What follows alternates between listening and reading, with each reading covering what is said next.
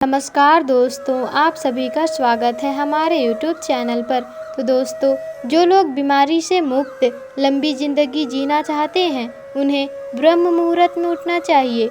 हमारे सनातन संस्कृति में बताया गया है कि ब्रह्म मुहूर्त चमत्कारिक बल या अमृत बेला सूर्योदय से ठीक 92 मिनट पहले का समय, चमत्कारिक समय जिसका ठीक से प्रयोग करना अगर आप लोगों को आ जाएगा तो ठीक कुछ समय के पश्चात आपके जीवन में आने वाले परिवर्तन को देखकर आप दंग रह जाएंगे और आप अपने किसी भी लक्ष्य को आसानी से पा लेंगे जिसके बारे में आपने कभी भी सोचा नहीं होगा। आप किसी भी स्किल में इतनी जल्दी विशेषज्ञ बन जाओगे जिसे देखकर आप भी स्वयं हैरान रह जाएंगे, क्योंकि दोस्तों, ब्रह्म मुहूर्त में किया गया कोई भी कार्य ठीक उसी तरह विकसित होता है जैसे कि पानी, खाद और सूर्य की उपस्थिति से कोई पौधा। इसलिए दोस्तों, इस समय को द क्रिएटर हवर भी कहा गया है और यह कोई जादू टोने की या फिर अंधविश्वास की बात नहीं है, लेकिन ब्रह्म मुहूर्त में इस प्राचीन तथ्य को विज्ञान ने भी स्वीकार किया है। ब्रह्म मुहूर्त में हमारे शास्त्रों जैसे कि वेद, पुराण और उपनिषद में बहुत ही महत्वपूर्ण जगहें दी गई हैं। यह हम आपको मनुष्य मृत्यु से दिखाते हैं। दोस्तों, ब्रह्म मुहूर्त में उठकर हमें ध्यान यानी कि मेडिटेशन और वेदों का ज्ञान लेना चाहिए। अब आप सोचोगे कि इतना कठिन कहा जाने वाला वेदों के अध्ययन को किस समय ग्रहण करने को कहा, तो दोस्तों, इसके पीछे एक बहुत बड़ा कारण होगा। और हाँ, सच में इसके पीछे एक बहुत बड़ा कारण है। और दोस्तों, सनातन धर्म के साथ हमारे हिंदू धर्म के लोगों ने भी इस समय को धार्मिक अध्ययन, ध्यान, मनन, चिंतन और आयोजन के लिए महत्वपूर्ण माना है। तो अब हम आपको यह बताएंगे कि इस दौरान ब्रह्मांड में ऐसा क्या होता है जो ब्रह्म मुहूर्त के समय को इतना शक्तिशाली बनाता है। तो दोस्तों, पहला है अच्छे मुहूर्त से शुरुआत। दोस्तों, हमें हमेशा अच्छे चीज़ों की शुरुआत शुभ मुहूर्त देखकर ही हम करते हैं, जैसे कि शादी करना, गृह प्रवेश करना आदि। तो दोस्तों, हम फिर अपनी महत्वपूर्ण दिन की शुरुआत एक अच्छे मुहूर्त से क्यों ना करें। लेकिन दोस्तों, मुहूर्त किसे कहा जाता है? दोस्तों, एक मुहूर्त वो घड़ी होता है, एक घड़ी बराबर 24 मिनट और 2 घड़ी बराबर 48 मिनट तक, और 48 मिनट बराबर एक मुहूर्त, और 24 घंटे में एक दिन में ऐसे 20 मुहूर्त होते हैं। इसमें 29वां क्रम की मुहूर्त है ब्रह्म मुहूर्त। ब्रह्म प्राप्ति के लिए और लक्ष्य प्राप्ति के लिए, यह अपनी सर्वांगीण विकास के लिए यह ब्रह्म मुहूर्त बहुत ही अनुकूल समय होता है।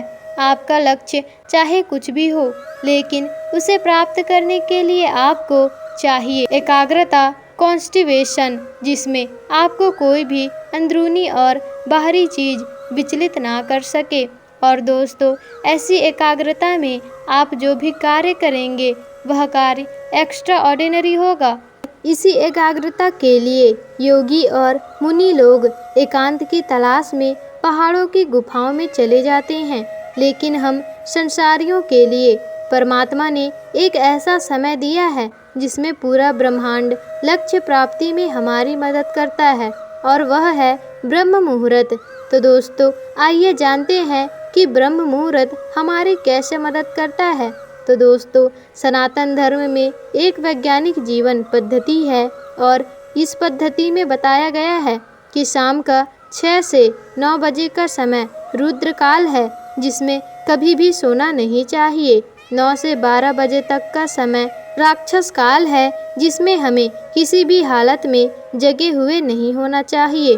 और 12 से 3 बजे का समय गंधर्व काल है, जिसमें हमें गहरी नींद आती है। और दोस्तों, 3 से 6 बजे मनोहर काल है।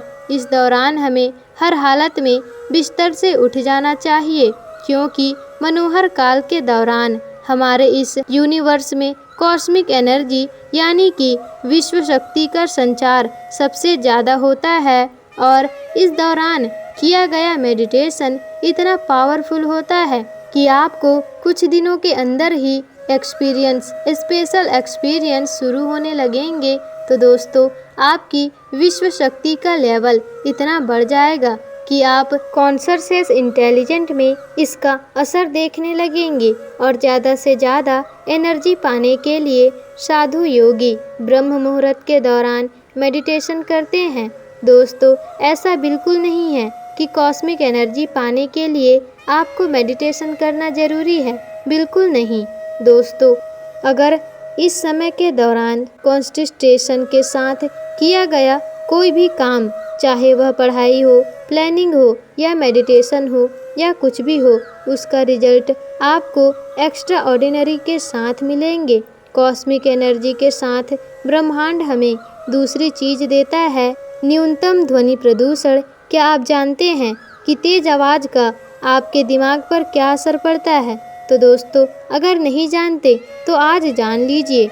हमारे आसपास की आवाज़ें हमारे ब्लड प्रेशर को इंक्रीज करती हैं, जिससे हमारा दिमाग ठीक तरह से फोकस नहीं कर पाता। हैरी पॉटर की लेखक जेफे रोलिन बताती है कि हैरी पॉटर को लिखते समय बाहर की आवाज़ों से वह ठीक से कंसंट्रेशन नहीं कर पाती थी, जिसकी वजह से उन्हें होटल में एक रूम लेना पड़ता था ताकि वह बाहर की आवाज़ों से छुटकारा पाकर फोकस के साथ लिख सके। और जब बात फोकस और कंसंट्रेशन पर आती है तो छोटी छोटी बातें भी अपना महत्व रखती है। और जब सुबह के समय शांत वातावरण में हम कोई भी कार्य करते हैं तो हम बहुत कम समय में बहुत ज़्यादा चीज़ प्राप्त कर लेते हैं, बहुत ज़्यादा ज्ञान प्राप्त कर लेते हैं।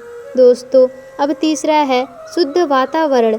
क्या आप जानते हैं कि ब्रह्म मुहूर्त के समय हमारा वातावरण सबसे प्योरेस्ट फॉर्म में होता है? सुबह के समय इन्वायरमेंट में 41% ऑक्सीजन और मात्र 4% कार्बन डाइऑक्साइड होता है, यानी कि न्यूनतम प्रदूषण। अब आप जानते हैं कि शुद्ध हवा से सैकड़ों फायदे होते हैं और इसका सबसे बड़ा फ़ायदा यह होता है कि जो शुद्ध हवा हमें देती है तो हमें बहुत ज़्यादा शक्ति और तेज मस्तिष्क। तो आपने देखा होगा कि ब्रह्म मुहूर्त में ब्रह्मांड और प्रकृति हमारा किस प्रकार से सहयोग करती है। अब हम जानते हैं कि हमारा शरीर ब्रह्म मुहूर्त में किस प्रकार से सहयोग देता है। आयुर्वेद में बताया गया है कि हमारा शरीर जल, अग्नि, पृथ्वी, वायु, आकाश इन 5 तथ्यों से मिलकर बना है और इन्हीं 5 तथ्यों के मिलने से हमारे शरीर की मुख्य शक्ति का निर्माण होता है। वायु और आकाश से वात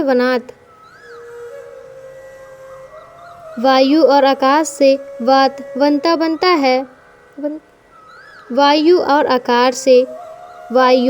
आकाश से वात बनता है। अग्नि और जल से वित्त बनता है। जल और पृथ्वी से कफ बनता है। अब यह जो वात शक्ति होती है वह मानसिक कार्य करने के लिए बहुत ही महत्वपूर्ण होती है। 2 से 6 बजे तक वात शक्ति हमारे शरीर में प्रवाहित होती है और इस समय के दौरान हमें रचनात्मक और बौद्धिक कार्य करने चाहिए। लेकिन वात शक्ति के दरमियान हमें मस्तिष्क से जुड़े हुए कार्य क्यों नहीं करने चाहिए?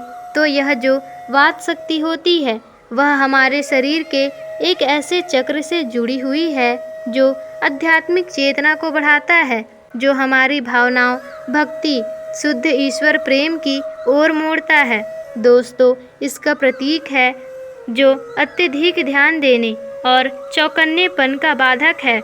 और इससे खास बात, इस चक्र के देवता शिव और पार्वती हैं। शिव चेतना और पार्वती प्रकृति के प्रतीक हैं दोस्तों, जिससे हमें ब्रह्म का ज्ञान होता है और इस चक्र का नाम है अनाहत चक्र। दोस्तों, जब हम ब्रह्म मुहूर्त में वात शक्ति हमारे शरीर में प्रवाहित होती है, ऐसे समय में हम कोई भी बौद्धिक कार्य करते हैं तो अनाहत चक्र भी अपना प्रभाव दिखाना शुरू कर देता है। अनाहत चक्र का रंग हल्का नीला आकाश का रंग है। अनाहत का समान रूप नत्व वायु है। वायु प्रतीक है स्वतंत्रता और फैलाव का। और आकाश प्रतीक है अनंतता का, जो हमारी रचनात्मकता को, हमारे ज्ञान को अनंत तक फैलाने में मदद करता है। अनाहत चक्र से उदय होने वाली दूसरी शक्ति संकल्प शक्ति है, जो इच्छा पूर्ति शक्ति है। आपका अनाहत चक्र जितना अधिक शुद्ध होगा, उतनी ही शीघ्रता से आपकी इच्छा पूरी होगी। और दोस्तों, अच्छी नींद के बाद ब्रह्म मुहूर्त में मस्तिष्क अपेक्षाकृत ज़्यादा शांत और क्रियाशील होता है। यह एक ऐसा समय है जब ब्रह्मांड और हमारा शरीर दोनों ही सकारात्मक ऊर्जा से भरपूर होते हैं। हमारा शरीर प्रकृति में बनाए गए नियमों के अनुसार होना चाहिए। पानी में भी जब हम पानी की धारा के साथ तैरते हैं तो आसानी से तैर पाते हैं, और धारा के विपरीत दिशा में तैरेंगे तो तैरने में काफ़ी ज़्यादा जोर लगाना पड़ेगा। इसलिए हमारे ऋषि मुनियों ने बौद्धिक और मानसिक कार्य को करने के लिए ब्रह्म मुहूर्त में उठने और उठकर जागृत होने की सलाह दी है। प्रकृति आपका साथ दे रही है और आपका शरीर भी आपका साथ दे रहा है। बस आपको ज़रूरत है प्रकृति और शरीर देने की। दोस्तों, आपको यह प्रस्तुति ज़रूर ही पसंद आई होगी, तो कमेंट में हर हर महादेव ज़रूर लिखिएगा। और वीडियो अच्छी लगी हो तो वीडियो को लाइक, शेयर, कमेंट और हमारे यूट्यूब चैनल को सब्सक्राइब भी ज़रूर कर दीजिएगा।